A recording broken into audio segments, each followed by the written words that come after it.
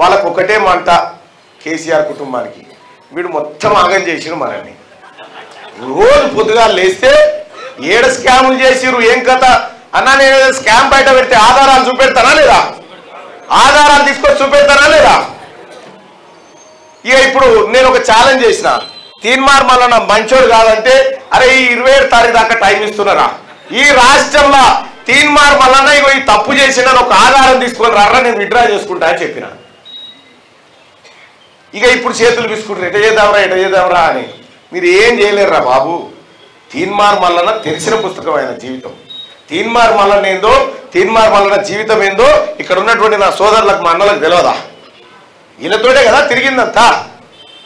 ఇక్కడ ఒక మాట స్పష్టంగా చెప్పదలుచుకున్నా, ఇప్పుడు ఉప ఎన్నికలు ఎందుకు వచ్చినాయో నువ్వు చెప్పు. ఈ పట్టభద్రుల ఎమ్మెల్సీ ఉప ఎన్నిక ఎందుకు వచ్చింది?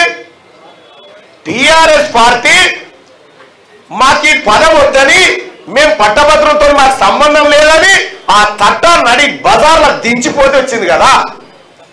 వద్దని పోయినావు. మన పల్లెటూరు భాషలో సామెతలు చెప్పాలంటే ఏదో చేసి వెనుకకు చూసినట్టు ఉంటుంది.